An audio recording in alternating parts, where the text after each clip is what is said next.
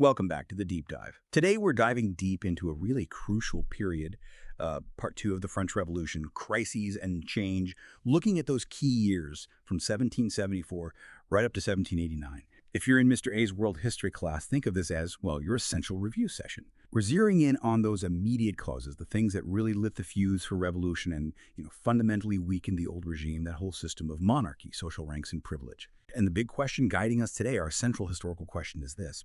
To what extent did France's escalating economic crises and the monarch's consistent failure to address social grievances fundamentally undermine the old regime, fostering the rise of revolutionary sentiment by 1789? It's a mouthful, but it's important. Exactly. And to really get our heads around that, we're going to unpack the sources we have, looking at things chronologically, but also thematically. We'll see how events that might seem separate actually connected and built on each other. It forms this, well, the sources call it a tightly tangled web of problems that really pushed France right to the edge. It's about seeing those connections. Okay, let's start pulling on those threads. Yeah. First up, the Flour War in 1775. This was basically a series of bread riots, right when Louis XVI was taking the throne. Talk about starting off on the wrong foot. What did this immediate, really visceral reaction over bread tell us about maybe the fragility of things back then? It was incredibly revealing. The immediate cause, the finance minister decided to stop artificially fixing grain prices low. He thought he was freeing up the market, but the result was merchants jacked up prices.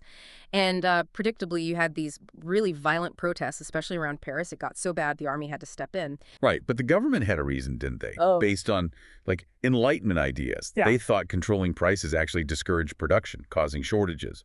So it was an attempt at a more rational free market approach, less government meddling. Precisely. That was the theory. The finance minister believed low prices meant farmers wouldn't grow as much grain. So deregulate, let the market work, simplify taxes, that was the idea. But theory met a very harsh reality.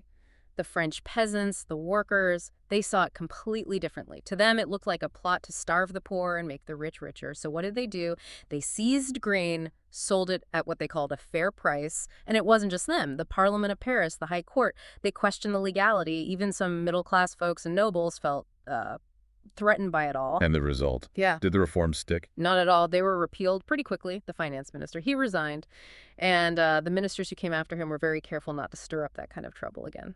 Okay, so connecting back to our main question this early crisis shows. What exactly? That reform was just impossible. It shows reform was desperately needed, but incredibly difficult.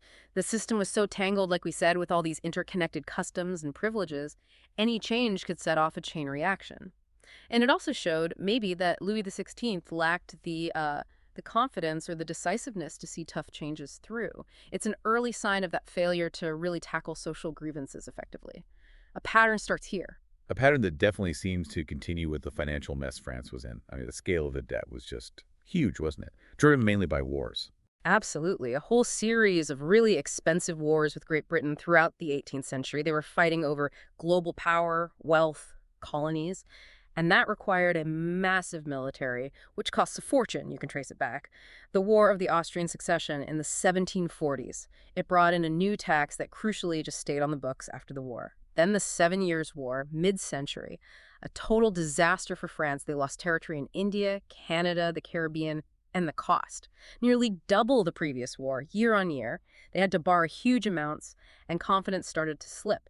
But the really big one, financially speaking, was bankrolling the American Revolution from 1778 to 1783. That was funded almost entirely by borrowing massive sums. So helping the Americans was about sticking it to Britain. Restoring French pride after the 7 Years' War. Exactly. The French foreign secretary literally talked about the humiliation of England. But yeah, that pride came at an unbelievable financial cost. And it led to that quote from Comptroller General Cologne, right? Impossible to tax further, ruinous to be always borrowing. It sums it up perfectly. Because the tax system itself was part of the problem, wasn't it? It wasn't just the spending, it was who was paying. That's the core issue. France's administration was complex, inconsistent. You had all these traditional privileges, meaning the nobility and the clergy paid very little tax, if any. So the burden fell overwhelmingly on the peasants, the workers, the middle class, the people least able to afford it. So paint a picture for us. Late 1780s. What's the financial situation? Dire. You've got this chaotic, unfair tax system. Budget deficits just kept growing and growing under Louis XVI. By 1788, get this, 55% of all government spending was just paying interest on existing loans. 55%. It meant getting new loans became incredibly hard. Financiers were starting to say no. France was basically teetering on the edge of bankruptcy. This is that escalating economic crisis we're talking about, hitting a real breaking point. Okay, so huge debts, unfair taxes. But there's another piece to the economic puzzle, maybe less obvious. The colonies, like Saint-Domingue. Absolutely critical. People often overlook this. France's Caribbean colonies, Saint-Domingue, which is modern Haiti, Guadeloupe, Martinique, were economic powerhouses. By 1789, Saint-Domingue alone generated more wealth than any other colony on Earth. Think about that. And something like 1 in 8 people in France depended directly or indirectly on trade with these colonies. Wow, 1 in 8. And what was generating all that wealth? Primarily sugar. But sugar cultivation was incredibly labor-intensive, brutal work. Which brings us right back to social grievances. Because this wealth was built on the backs of enslaved people, wasn't it? Yes. The scale is horrifying. In Saint-Domingue, by 1789, you had around 500,000 enslaved people, compared to maybe 32,000 white colonists. 500,000. And the conditions. Described in the sources as extremely harsh. It was often more profitable for owners to literally work people to death and just buy replacements, rather than sustain the existing workforce. And French law, the so-called Black Code, actually permitted and regulated this horrific treatment, denying enslaved people basically any rights at all. Opposition in France itself was very slow to build, mostly just a few Enlightenment writers criticizing the cruelty. So this colonial wealth was propping up the French economy, helping pay for those wars, but it represented this enormous moral contradiction at the heart of the old regime. Exactly, a profound contradiction. And that extreme exploitation, while maybe not the direct cause of riots in Paris over bread, definitely contributed to the overall background tension and the deep inequalities within French society as a whole. It's part of that tangled web. Okay, so we have economic crisis, colonial exploitation. What about the political climate itself? You mentioned public opinion starting to matter more in the 1780s. Yes, that's a really significant shift. People were becoming much more aware of the financial mess, the unfair taxes, the high cost of living, and they weren't quiet about it. You see a big increase in pamphlets, public discussions, even demonstrations expressing these grievances. Officials themselves started acknowledging the increasing importance of public opinion. And wasn't there a key moment with the finance minister, Necker, publishing the budget? Right, Jacques Necker's accounts of the king in 1781, making the royal finances public, that was radical. It directly challenged the whole idea of an absolute monarch not having to answer to anyone. Huge implications. So public awareness is up, pressure is building. Then Calonne comes along in 1786 with another reform plan. He does. Calonne proposed some pretty sweeping changes. A uniform land tax with no exemptions, nobles, clergy, everyone pays. New provincial assemblies to administer it, ending internal customs duties to boost trade. But to get approval for new loans before these reforms could kick in, he called an Assembly of Notables in 1787. The Assembly of Notables. He handpicked them, right? Thinking they'd just rubber stamp his plan. That seems to have been the idea. He picked high-ranking nobles, clergy, officials, hoping for an easier path than calling the Estates General, which hadn't met since 1614, but it completely backfired. The notables dug in their heels. They refused to approve new loans unless they saw detailed budget estimates first, which Calonne was reluctant to provide. So another attempt at reform blocked by privilege. Pretty much. The king realized Calonne wasn't going to solve it, nor were the notables. The pressure just kept building and building to call the Estates General the traditional representative body. This is another clear example of the monarch failing to navigate the political currents and push through change, further undermining the old regime's legitimacy. And the fallout from these failed reforms. More instability. The Parliament of Paris again refused new tax increases, and the king actually exiled them temporarily.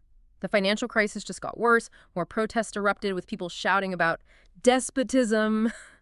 And then disaster strikes in the summer of 1788, terrible weather, hailstorms destroyed the grain harvest. Oh no, so bread prices. Doubled again. Widespread hunger followed that winter. Imagine you're already struggling, already angry about taxes, and now bread costs twice as much. It fueled this real sense of desperation. A perfect storm, really. Absolutely. The king's authority is visibly weakening. Bankruptcy is looming as lenders close their purses. So finally, he caves. He agrees to convene the Estates General for May 1789, and he reappoints the popular Jacques Necker as finance minister. Necker then does something huge. He ends government censorship of the press. Letting public debate explode. Exactly. It opened the floodgates for political discussion, grievances, demands for change, a massive step towards that revolutionary sentiment taking hold. So May 1789 arrives. The Estates General convenes. Just quickly remind us for Mr. A's class who's in it. Right. 3 estates. First estate, the clergy, representing about 100,000 people. Second estate, the nobility, maybe 200,000. And the third estate, basically everyone else, around 26 million people. Huge difference in numbers. But the representatives sent were generally fairly well-off men. Yes. Typically educated, property-owning men. But here's the immediate massive point of conflict. The voting system. Ah, the one estate, one vote rule. Precisely. Traditionally, each estate voted as a block, getting one vote. So the first and second estates, the clergy and nobility, representing a tiny fraction of the population but often sharing interests in protecting their privileges, could always outvote the third estate 2-1. Even though Louis XVI had agreed to double the number of representatives for the third estate. Right. He doubled their delegates to 600, same as the other two combined. But crucially, he didn't change the voting rule. They still voted by estate, not by head. So the third estate had more people in the room, but still only one vote. Exactly. Which made the doubling seem like, well, a token gesture. It immediately caused huge frustration and demands for voting by head, one vote per delegate. This failure to address a fundamental issue of fairness and representation, it poured fuel on the fire. Another instance of the king failing to grasp the depth of the grievance. Yet interestingly, when you look at the lists of grievances, the cahiers de doléances that the representatives brought, they weren't actually calling for revolution yet, were they? No, not generally. They often expressed loyalty, even devotion to the king, but they were crystal clear on wanting reforms. Fair taxation for everyone, limits on the privileges of the nobility, an end to church tithes. It was a strong call for change within the system. But outside the meeting halls, things were getting much more radical, much faster, especially with those bread prices doubling again. Absolutely. The winter and spring of 1789 were incredibly tense. Soaring frustration over grain shortages, the cost of bread. It led to real anger, particularly directed at the nobility who people suspected were hoarding grain. You started hearing cries like, "Death to the rich, death to the aristocrats." Then in late April, riots exploded in Paris, sparked by a rumor a factory owner wanted to cut wages. Hundreds were killed or wounded when the army was sent in. And this spread beyond Paris. Oh, yes. Violence flared across the country. Peasants rioted over prices, they attacked church property, refused to pay tithes, started hunting on noble estates, destroyed tax offices, and critically, ordinary people started to actively resist the army and government officials. This wasn't just protest anymore. Sources call it widespread insurrection. That revolutionary sentiment is now undeniably surging. So with all that chaos brewing outside, the Estates General itself was basically deadlocked over the voting issue. Completely stalled. The core issue was voting by estate, which favored the clergy and nobility, or by head, which would give the third estate the advantage, reflecting the population. The first and second estates obviously resisted voting by head. Which led the third estate to take matters into their own hands. They did. After weeks of stalemate, a clergyman representing the third estate, Abbé Sieyès, made a radical proposal. The third estate should just declare itself the National Assembly and get on with business, inviting the others to join, but proceeding without them if necessary. Wow. And did the others join? Well, significantly, on June 19th, the clergy, the First Estate, actually voted to join them. That was a huge moment, a real crack in the old regime's structure. Power was visibly shifting. And that leads us directly to the tennis court oath, right? June 20th. Exactly. The very next day, the delegates of this new National Assembly arrived to find their meeting hall locked. They suspected the king was about to dissolve them. So they find an indoor tennis court. They did. They moved to a nearby indoor tennis court and took a solemn oath, swearing they would not disband until they had written a new constitution for France. It's such a powerful image, locked out, but defiant, improvising in a sports hall. It captures that mix of frustration and bold determination. How did the king react to that? He tried to reassert control. On June 23rd, he held a session with all three estates, significantly with soldiers present. He offered some reforms like consenting to new taxes, some individual liberties, but he insisted they go back to meeting separately, voting by estate. And crucially, he said the nobility and clergy could veto any changes affecting their privileges. So basically trying to turn back the clock. Pretty much. He ordered them to disperse, but the third estate, along with some clergy, famously refused. One delegate supposedly declared they were there by the will of the people and wouldn't leave, except by the force of bayonets. And did the king use force? He didn't. He chose not to expel them. That moment of hesitation, that decision not to use force against the assembly, was another massive blow to royal authority. The old regime was crumbling right there. So the king backs down, but tensions in Paris must have been sky high, especially with troops still around. Absolutely electric. You had the soldiers who'd previously fired on crowds now refusing orders. The government brought in even more troops, around 20,000, including foreign mercenaries, which just stoked fears that the king was planning to crush the assembly by force. And then came the final spark, July 11th. That seems to be the breaking point. Louis XVI dismissed 4 of his ministers, replacing them with hardline conservatives. And crucially, he fired Jacques Necker, the popular minister seen as sympathetic to the people and low bread prices. Firing Necker. How did Paris react? Explosively. Crowds poured into the streets. They burned down the hated toll stations around the city after some foreign cavalry charged protesters. People became convinced the mercenaries were about to attack, and they desperately started looking for weapons to defend themselves. Which leads them to the Bastille. Not just to prison, but also Paris's main arsenal. It held a huge store of gunpowder, which the crowds desperately needed for the muskets they were finding elsewhere. in the fall of the Bastille, July 14th. What were the immediate consequences? It was bloody. About 100 Parisians died in the attack, only one defender. The governor of the Bastille was captured, killed, and his head paraded on a pike. It was a visceral, violent rejection of royal authority. Afterwards, the king's own ministers basically told him he couldn't rely on the army anymore. One contemporary writer famously wrote, "The defection of the army is not one of the causes of the revolution, it is the revolution itself." That's powerful. The army switching sides, or at least refusing to act for the king. It changes everything. The king had lost his ultimate means of control. So how did Louis XVI respond then? He folded, essentially. On July 15th, he went to the National Assembly, announced he was pulling the troops out of Paris, and agreed to work with them. He even reappointed Necker. The assembly formally renamed itself the National Constituent Assembly, now integrating all 3 estates. And then a few days later, on July 17th, the king actually traveled into Paris. He went to City Hall and accepted the new revolutionary symbol, the red, white, and blue cockade from the mayor, in front of this huge armed crowd. A symbolic surrender, almost. It certainly looked that way, but the violence wasn't contained to Paris. What happened next across France? That's when the great fears swept the countryside, in the second half of July. Driven by the ongoing hunger, the grain shortages, but also wild rumors of bandits paid by aristocrats to attack peasants. It turned into this massive rural insurrection. It spread to about 2/3 of the country. Peasants attacked the symbols of the old feudal system. They refused to pay tithes and dues, burned manor houses, destroyed records of what they owed, raided noble estates. So a complete breakdown of order in the countryside, too. Total collapse of traditional authority. Unrest hit towns as well. Textile workers smashed machinery they saw as threats to their jobs. As one assembly member put it starkly, there is no longer any governing authority, and Louis XVI is no more king than you are. That really captures the scale of the old regime's collapse by that summer. So after the Bastille falls, after the Great Fear, what was the mood inside that National Constituent Assembly? They'd seemingly won, right? Initially, yes, there was a sense of euphoria, almost. Reports talk about hope, pride in the new union existing among the 3 orders, a real optimism about building, quote, the foundations of freedom and happiness. But the problems hadn't just vanished. Not at all. All those underlying issues, the economic crisis, the debt, the deep social divisions, the political instability, they were all still there. The task ahead was immense. One assembly member captured it well. It is not enough to destroy. We have to rebuild, and I confess that the task frightens us. They knew it was going to be incredibly difficult. And the king's role in all this?